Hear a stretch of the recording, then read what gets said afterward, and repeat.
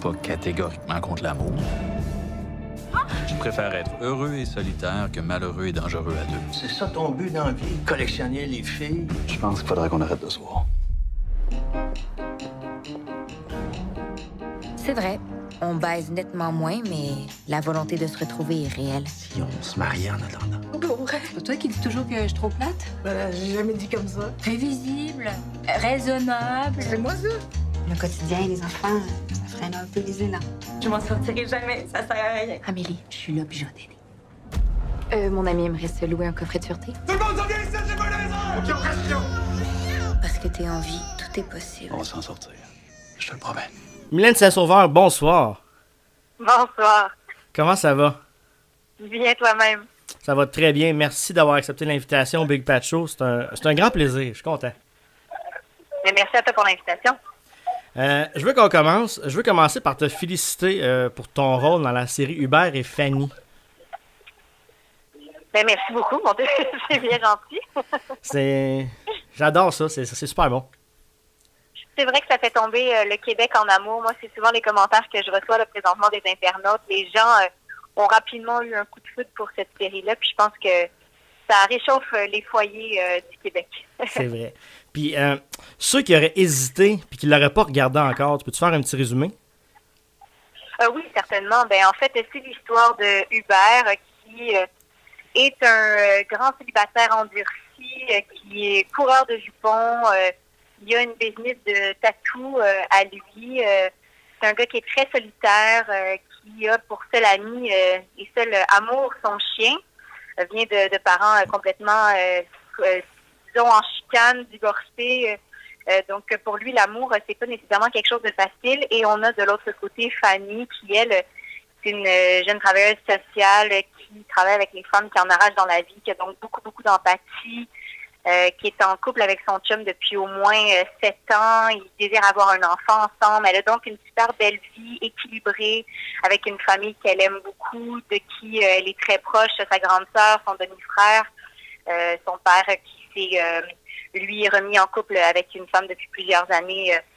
Donc, ces deux personnages-là se rencontrent tout à coup dans un hold-up qui va faire en sorte que ça va complètement changer leur vie du jour au lendemain. Puis ils vont vouloir se revoir. Est-ce un choc post-traumatique? Est-ce le coup de foudre?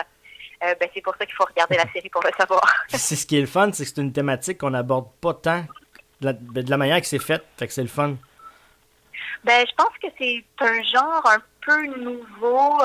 On voit rarement cette facture-là télévisuelle, en tout cas ici au Québec. Je pense que les premiers épisodes là où on entend beaucoup la voix off des personnages, enfin une voix de narration où on laisse les personnages se présenter.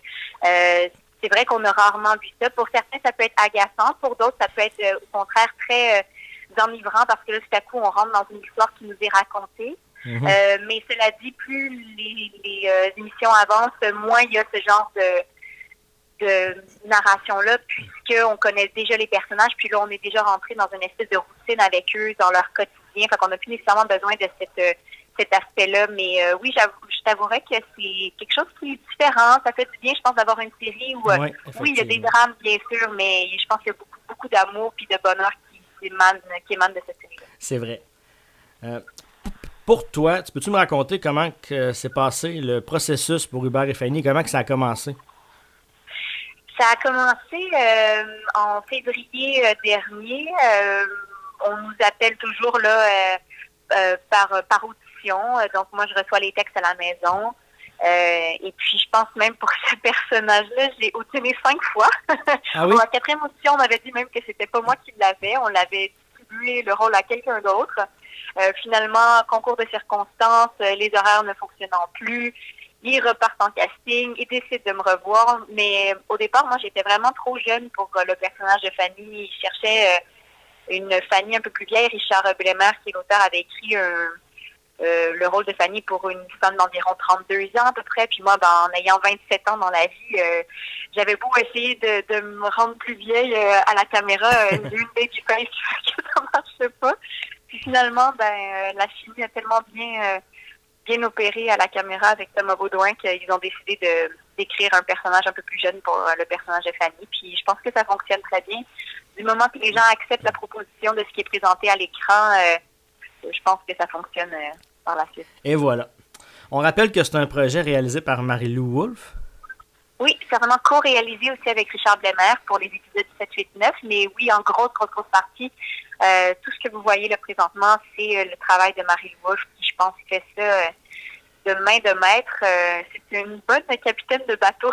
Ouais. C'est vraiment impressionnant de l'avoir travaillé. Oui, vraiment, j'ai beaucoup d'admiration pour cette femme-là qui arrive à allier autant vie personnelle que travail, comédienne que réalisatrice. C'est une femme de tête, de cœur.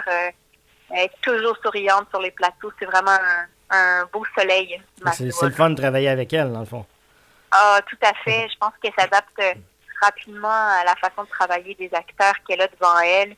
Elle sait où elle s'en va. Elle arrive préparée. Elle a des mood boards de Pinterest pour tout ce qui concerne les personnages, l'éclairage, la vision pour la caméra. C'est super intéressant parce qu'on sait tout de suite dans quoi on va jouer. Puis on est sur un plateau avec elle où c'est facile de travailler parce qu'elle est toujours de bonne humeur. C'est vraiment c'est cool. Mais on la salue d'ailleurs. Oui, bonjour Marie-Lou. Est-ce que c'est un tournage qui a été long à réaliser? On a eu à peu près une soixantaine de jours pour en tout et partout là, pour Hubert et Fanny.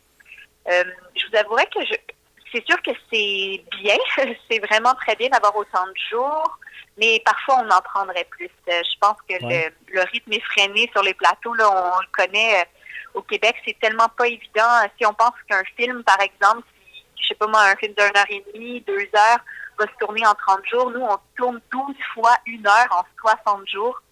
Vous faites vite le calcul, là, ça nous laisse pas beaucoup de temps pour créer. C'est pour ça qu'il faut être efficace rapidement. Mais oui, c'est sûr que c'est impressionnant de voir les gens aller, les gens travailler. Ça nous prend beaucoup de préparation en amont. Puis, mais je pense qu'on se débrouille bien. Oui. On essaie de faire ce qu'on peut avec ce qu'on a. Ben oui. La scène du hold-up, moi je trouve qu'elle était super bien réalisée. Vous l'avez vécu comment durant le tournage? Ça a été vraiment particulier, cette scène-là du hold-up, parce que on a tourné ça pendant une semaine. Donc, 5 jours, on a été là-dessus à ne faire que des scènes donc du premier et du deuxième épisode concernant le hold-up. Tout ce qui était à l'intérieur de la banque, du début du hold-up à la fin du hold-up avec l'équipe SWAT, pardon. Oui. Des SWAT qui font des squats. Mais oui, donc, toute cette période-là, on l'a tourné là, sur à peu près 3 jours et demi. Ça a été très, très difficile parce qu'on tournait ça en pleine canicule dans un bâtiment qui était comme abandonné, en quelque sorte. Ils avaient refait l'intérieur d'une banque dans une ancienne caisse. Ah ouais? Oui, certainement. Puis, bien sûr, on tourne avec un bébé, on tourne avec beaucoup de figurants. Mais Marie-Lou a comme décidé d'aborder ça d'une manière très efficace, c'est-à-dire qu'on a placé le premier jour toute l'action de A à Z pour savoir où exactement on allait être placé, un peu comme une pièce de théâtre. C'est-à-dire qu'on savait que quand tel personnage était à un endroit, nous, qu'est-ce qu'on faisait à ce moment-là. Fait comme ça, s'ils mettaient les caméras sur une personne ou sur un groupe de gens, on savait exactement à ce moment-là où nous placer, quoi faire. Donc, ça a sauvé beaucoup, beaucoup de temps, mais bien sûr, il y avait énormément de plans, énormément de scènes, beaucoup d'effets spéciaux, que ce soit les bombes, les fusils, le bébé qui pleure. Il y avait énormément de choses à faire. Donc oui, ça a été des scènes assez éprouvantes et éprouvantes aussi émotionnellement parce que bien sûr, il faut avoir une continuité émotive du début à la fin. Ouais, c'est ça. Surtout pour nous, personnages qui pleureront beaucoup. Mais oui, ça a été, en tout cas pour moi, très formateur de cette semaine-là, puis aussi très libérateur parce que j'ai pleuré toutes les larmes de mon corps. Je peux vous avouer que j'étais très sèche à la fin de ces 5 jours de tournage. Ben écoute, c'était une scène, en fait, c'était un épisode qui me tenait en haleine tout le long. C'était vraiment bien réalisé. Ben tant mieux. Puis c'est sûr que là, à partir de maintenant, bon là, vous avez vu le hold-up, déjà la série a continué. On est rendu maintenant le 10 février. Il y a déjà quelques épisodes qui continuent. Bien sûr, cette histoire-là d'amour va rapidement, mais il y a 12 épisodes, donc tout peut arriver. Hein. Ça peut aller dans n'importe quel sens. C'est ça qui est intéressant avec l'écriture de Richard Blemmer. Bien sûr, il y a eu des émotions fortes au début. Vous avez fait partie, en tant que téléspectateur, de ces émotions fortes-là avec Hubert et Fanny. Donc, vous comprenez l'attirance qu'ils ont l'un pour l'autre. Mais à partir de maintenant, le quotidien revient. Puis ça, c'est pas évident parce qu'ils ne se connaissent pas dans le quotidien. Ils se connaissent seulement à travers des émotions fortes. Est-ce qu'à travers ça, à travers cette routine-là de la vie de tous les jours, de banalité un peu du quotidien, est-ce qu'ils vont toujours vouloir se plaire? Est-ce qu'ils vont toujours vouloir se revoir? Est-ce qu'ils sont vraiment faits l'un pour l'autre? Ben, c'est ça qui est intéressant de voir à travers la... On va faire une petite pause et on revient. Bougez pas.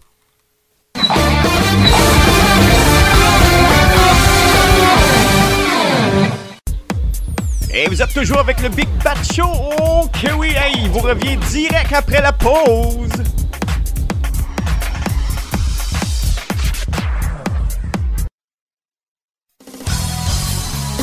L'entreprise Ricotronic vous offre un service de réparation, vente et achat de téléviseurs, plasma, LED, LCD à prix compétitif. Il s'achète aussi les téléviseurs avec écran brisé ou défectueuse. N'oubliez pas, le recyclage préserve l'avenir. Situé au Saint-Janvier, au 14501, Curé-Labelle, local 102. Pour plus d'informations, visitez le Facebook Ricotronic Service.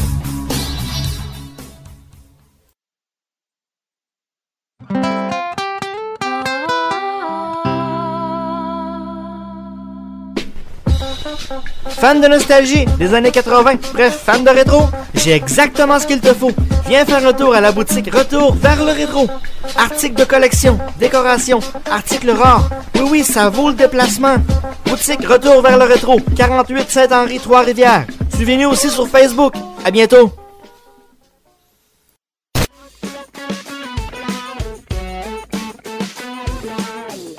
L'endroit par excellence à Trois-Rivières en matière d'informatique et de jeux vidéo, la place que vous cherchez, c'est OrdiChef. Grand vaste choix d'ordinateurs portables et de jeux vidéo de toutes sortes, une seule visite vous confirmera que vous trouverez tout ce que vous voulez, et ce à un prix très avantageux. La référence, c'est OrdiChef, 162 Saint-Laurent, local 206, Trois-Rivières. On vous attend!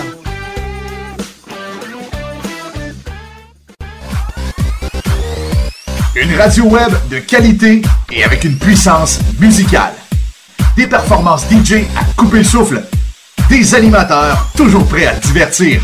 Bref, tu veux décrocher? Ben, t'es à bonne place. Viens aussi discuter avec nous sur notre chat exclusif aux auditeurs. Viens donc rire avec nous autres. En tout temps, on est là. Il manque juste toi.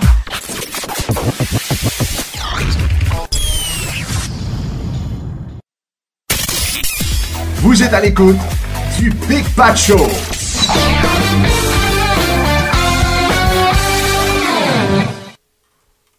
Nous sommes de retour au Big Bat Show avec l'excellente Mylène Saint-Sauveur et on parlait tout à l'heure de la scène du hold-up.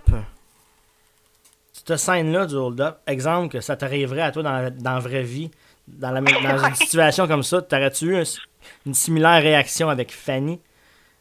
C'est une très bonne question. Je me suis moi-même posé.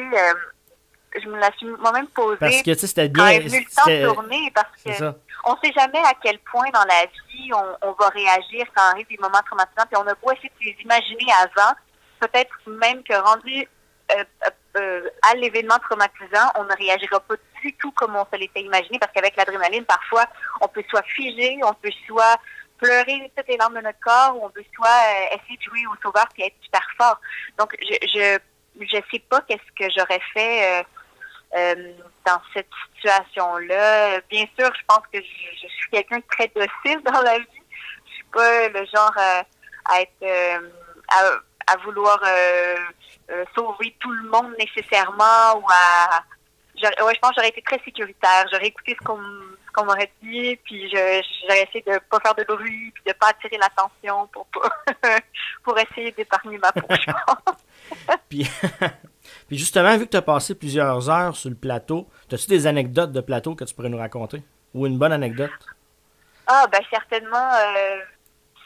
Hubert et Fanny, c'est drôle parce qu'on a tourné ça l'été à Montréal, puis je me suis jamais rendu compte à quel point il y avait autant d'avions qui passaient au-dessus de Montréal par jour, le nombre de scènes qu'on a dû arrêter parce qu'on entendait un avion dans la perche. Je pense qu'il y a même des scènes où on n'était jamais capable de les faire au complet, là, de A à Z. Il a toujours fallu arrêter dans les scènes tellement il y avait du bruit alentour. Oh, mon Dieu. Donc ça, je vous avouerais que c'est resté un espèce de running gag là, sur le plateau. On collait les avions à peu près aux 5 minutes. ouais. On appelait ça Hubert et Fanny et les avions. Ouais. Saison 2. Écoute, dans la série Hubert et Fanny, il y a quand même quelques scènes un peu osées. Tu t'es préparé comment à ça? T'étais-tu bien encadré? Oui, certainement. Je pense que les scènes de ce genre-là sont jamais faciles à faire parce que ça demande un certain laisser-aller, puis surtout une confiance envers notre réalisatrice et notre réalisateur. Mais le fait que Marie-Lou ait été aussi comédienne dans la vie, elle a déjà fait ce genre de scène-là, elle comprend ce que ça demande pour un acteur ou une actrice de se dévoiler autant. Tout ça a donc été fait avec énormément de respect, autant avec l'équipe qu'avec ce qui est présenté à l'écran. Donc, j'avais une confiance en son œil, puis je savais qu'elle allait pas me laisser avoir l'air folle à l'écran. Ah ouais, c'est génial. Cela dit, ça se tourne rapidement, c'est jamais facile. Ce qui a été plus facile pour moi, c'est que je connaissais bien Thomas, je connaissais bien Michael Gouin aussi, donc de ces deux personnes avec qui j'avais des scènes là, les plus osées à faire. Donc, pour moi, c'était facile de pouvoir faire ça avec des collègues de travail en qui j'ai super confiance, avec qui je peux me laisser aller. Puis oui, c'était donc vraiment plus facile de cette manière-là, mais c'est jamais agréable. Parce que je comprends. Parce que c'est très, on se dévoile d'une manière totalement haute, puis il faut quand même essayer de jouer le personnage à travers cette nudité-là. On n'a pas tout à coup le linge du personnage pour former une espèce d'armure ou de créer le personnage. Là, tout à coup, il faut vraiment le prendre en intériorité. Faut garder le rythme aussi. Là. Oui, c'est-à-dire?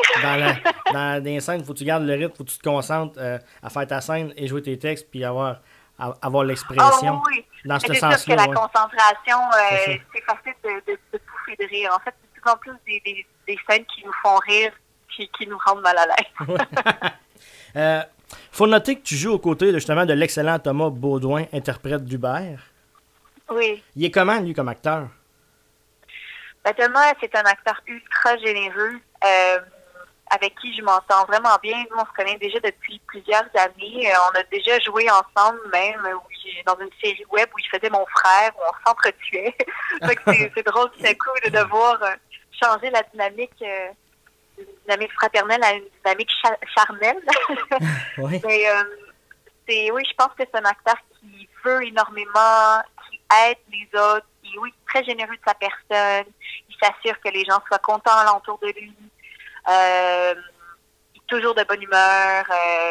C'est un taquin, c'est un grand coquin. Il est vraiment, vraiment agréable à travailler. Ah ben, c'est génial. Clairement, il a un énorme talent. Fait que oui, il va aller très loin, je pense.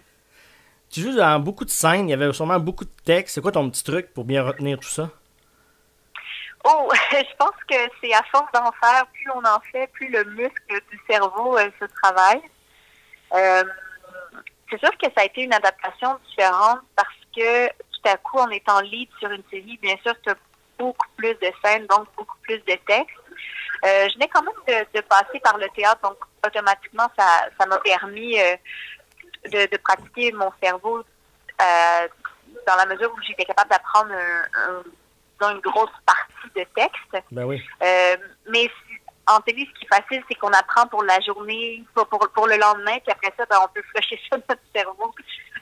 Donc, c'est plus la mémoire à court, moyen terme là, qui est utilisée dans ceci versus la mémoire à long terme pour le théâtre. Donc, moi, je pense que c'est une manière différente de travailler. Moi, je suis très, très, très première de classe. Là, j'ai mon cartable, mes séparateurs, mes crayons de couleur, puis mes petits dessins dans les marges là, pour être sûre de me reconnaître facilement quand j'apprends mes textes. Je fais ça à la maison le soir avant de retourner travailler le lendemain. Ça fait des grosses journées, mais c'est ça que j'aime, c'est ça mon métier. Oui, donc, c'est ça, au même titre qu'un comptable, c'est très bien et voilà. pitonner sur sa calculatrice ou faire du calcul mental, ben moi, c'est les mots que je retiens. Et voilà. En tout cas, moi j'adore vraiment la série. C'est mon coup de cœur cet hiver. C'est excellent. Félicitations encore pour ben cette ça me fait série-là. plaisir d'entendre ça d'un homme, parce qu'on pense souvent que ces séries-là d'amour sont faites pour les femmes, mais je pense que tout le monde peut arriver à y trouver son compte. On va faire une petite pause et on revient. Bougez pas.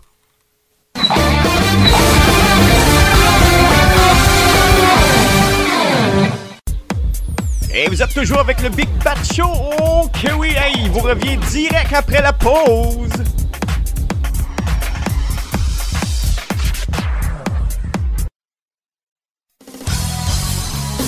L'entreprise Ricotronic vous offre un service de réparation, vente et achat de téléviseurs, plasma, LED, LCD à prix compétitif. Il s'achète aussi les téléviseurs avec écran brisé ou défectueuse. N'oubliez pas, le recyclage préserve l'avenir. Situé au Saint-Janvier, au 14501, Curé-Labelle, local 102. Pour plus d'informations, visitez le Facebook Ricotronic Service.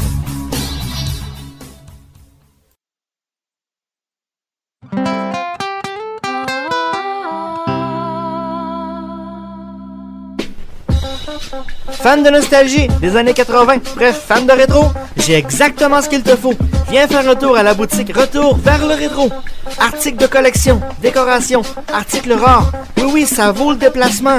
Boutique Retour vers le rétro, 48 Saint-Henri, Trois-Rivières. Suivez-nous aussi sur Facebook. À bientôt.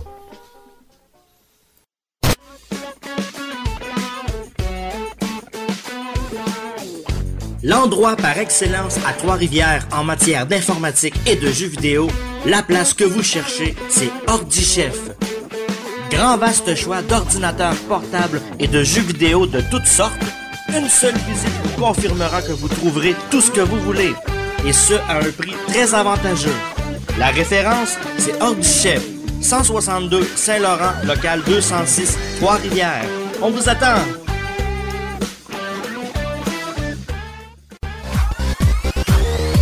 Une radio web de qualité et avec une puissance musicale. Des performances DJ à couper le souffle. Des animateurs toujours prêts à te divertir. Bref, tu veux décrocher? Ben, t'es à bonne place. Viens aussi discuter avec nous sur notre chat exclusif aux auditeurs. Viens donc rire avec nous autres. En tout temps, on est là. Il manque juste toi.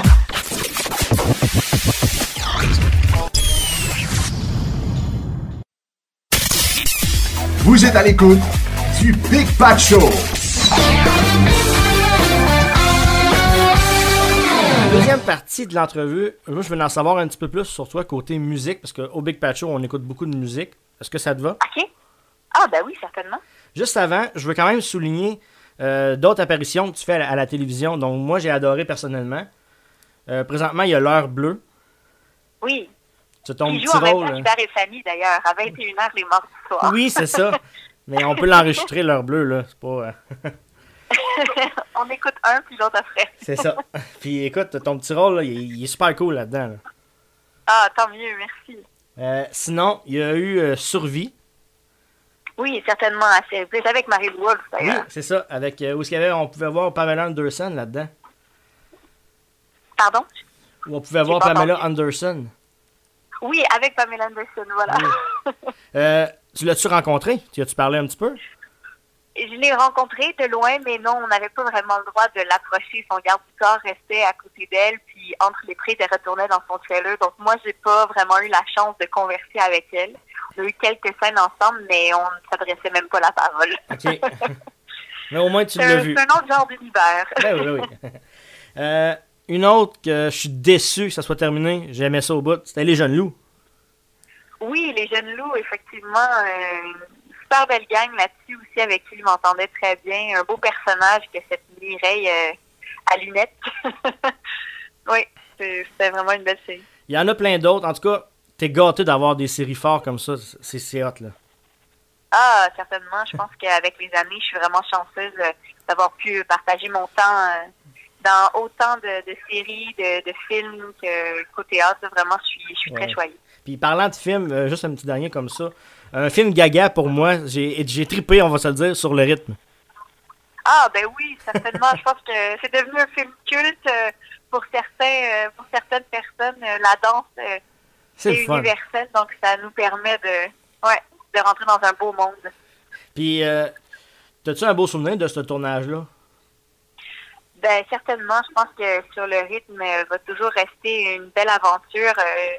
J'ai découvert en fait le réalisateur Charles-Olivier Michaud, qui est un réalisateur formidable, qui est même devenu un ami par la suite dans la vie.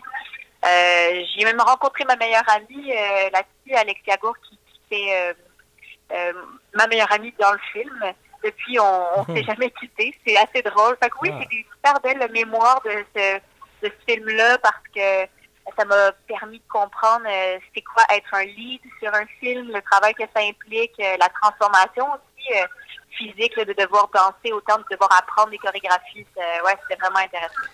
T'en fais des projets, sont tous bons, puis je suis pas inquiète, ça va continuer encore longtemps, ça je suis sûr. Ben, je me croise les doigts. Fait qu'on va finir avec mes petites questions de musique. Parfait. On aime ça savoir les goûts musicaux de nos invités à des moments opportuns de la journée. Exemple, première question, quand tu te lèves le matin, qu'est-ce que tu peux écouter comme musique? Moi, j'aime beaucoup, je pense, pour me réveiller, la musique là, qui danse, qui est très ensoleillée, qui a un bon beat pour me permettre de commencer la journée de bon pied.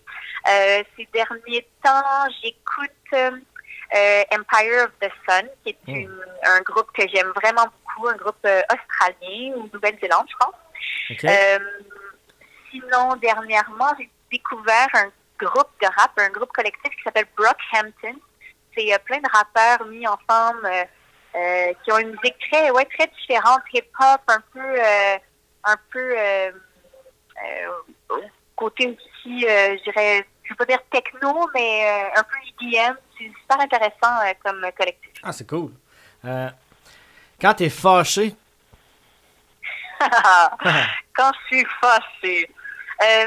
Moi, je mets la chanson pour me remettre de bonne humeur, qui est Jairo, d'un film Slumdog Millionnaire, le millionnaire pouilleux. Oui. La soundtrack, la bande sonore de ce film-là me fait donc reprendre souvent mon sourire, disons. Mais sinon, je t'avouerais que pendant longtemps, quand j'étais fâchée, je mettais du Linkin Park, puis je criais un peu mes poumons. Quand tu es dans un souper romantique? Quand je suis dans un souper romantique, je pense que je mets du jazz, la petite musique, pas nécessairement avec des paroles. Je pense que j'aime bien ce genre de musique-là. Ou, tu sais, par exemple, James Blake, quelque chose de plus doux, plus romantique, un peu de jazz, je pense. La belle petite musique douce. Ouais. T'as dansé ton premier slow sur quelle chanson? Oh, mon Dieu! Hey, je sais même pas. Je suis même pas sûre que j'ai dansé un slow. Ça me manque, hein? J'ai raté mon adolescence. Ben non! Sinon, je pense que je choisirais Hotel California parce qu'elle dure 8 minutes puis que ça me permettrait de danser pendant longtemps collé. C'est comique parce que j'ai fait une entrevue avec Ludivine qui fait Fugueuse. Oui. Et Hotel California, même chose. Ah, c'est bien drôle. Une petite dernière comme ça, avant de t'endormir, t'écoutes-tu de la musique? Des fois le soir, oui, avant de m'endormir, ou plutôt, disons, dans les dernières heures, j'essaie de fermer la télé, fermer l'ordinateur, puis faire autre chose pour permettre à mon cerveau de se calmer. Des fois même, je fais de la méditation avant de m'endormir avec l'application Petit Bambou. Mais souvent, le soir, tu vois, dernièrement, je suis beaucoup sur la bande-son de la série Big Little Lies que Jean-Marc Vallée a réalisé. Oui. J'aime beaucoup les différences musicales qu'il y a dans cette série-là. Ça peut aller un peu partout, puis j'aime le rythme un peu plus suave, les tunes d'Elvis Presley, puis ce genre de choses-là. Sinon, je mets de la musique de méditation. Je suis abonnée à Apple Music, donc je mets une belle liste de méditation. Voilà. Dernièrement, il y a une super chanson de